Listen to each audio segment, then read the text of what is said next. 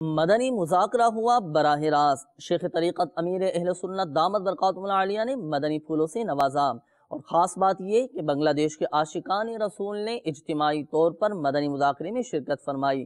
آپ کے مبارک لمحات کا احوال ایک دلکش مدنی گلدستے کے ذریعے پیش خدمت ہے۔ تجھ سے در در سے سگور سگ سے ہے مجھ کو نسبت، تجھ سے در در سے سگور سگ سے ہے مجھ کو نسبت، تیری گردن میں بھی ہے دور کا ڈر۔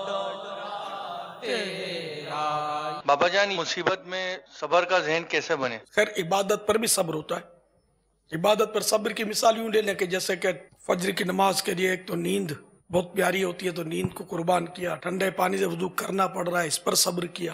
گناہ پر صبر، کہ گناہ کو بہت چیز جاتا ہے، گناہ کے مواقع بھی موجود ہیں، بدترین فلم چل رہی ہے نفس کے لیے وہ بہترین ہے، اور جی بہت چاہتا ہے کہ آج تو دیکھ لوں، تو یہ گناہ کرے، اور اس نے صبر کر لیا کہ نہیں میں نہیں دیکھوں گا، اللہ کی رضا کے لیے وہ باز رہا اس سے، تو یہ گناہ پر صبر کرنا ہوا۔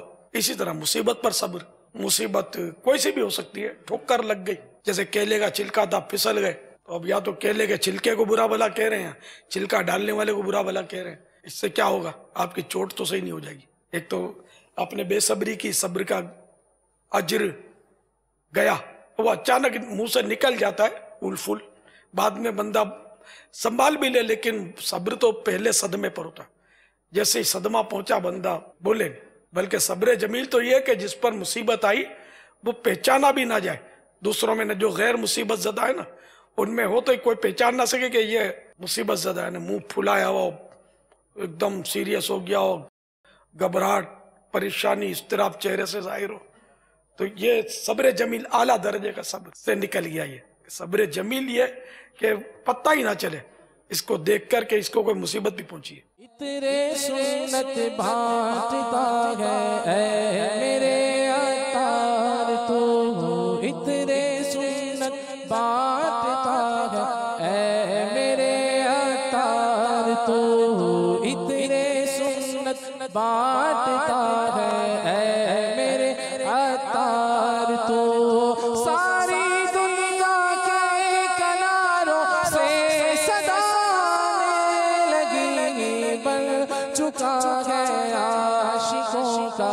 قافلہ سالار تو، بن چکا ہے عاشقوں کا قافلہ سالار تو، اہل سنت کے لیے صاحب شاہکار تو، اترے سنت بانٹتا ہے اے میرے عطار تو، اترے سنت بانٹتا ہے اے میرے عطار تو، اترے سنت بانٹتا ہے اے میرے عطار تو۔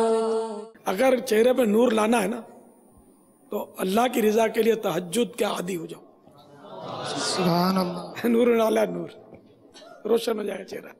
تہجد گزار جو ہوگا نا اس کے چہرے پر چمک ہوگی، نور ہوگا، اللہ نصیب کرے۔ کہہ رہے ہیں کہ میں نے مدنی قافلے میں سفر کیا، میں ڈیف ہوں، میں ڈیف ہوں، اور مدنی قافلے میں سفر کیا، اور کورس میں بھی میں شامل رہا، 12 روزہ کورس جو حیدرآباد میں ہوا زمزم نگر میں، تو میں نے سیکھا بہت کچھ، اتنا سمجھ 12 روزہ مدنی کورس کیا، کورس میں بھی صحیح ہے۔ ماشاءاللہ، مرحبا، انشاءاللہ۔ کارکردگی بیچارے دے رہے تھے تو میں نے کہا 2-4 اشارے میں بھی کر دوں۔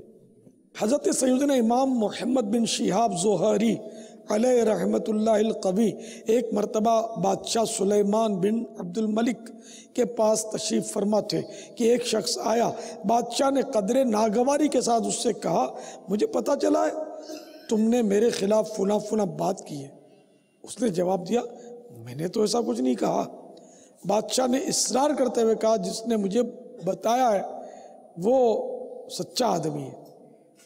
تو حضرت سیدنا امام زہری علیہ رحمت اللہ القوی نے بادشاہ کو مخاطب کرتے ہوئے فرمایا آپ کو جس نے اس طرح کی خبر دی وہ تو چغلی کھانے والا ہوا، اور چغل خور کبھی سچا نہیں ہو سکتا۔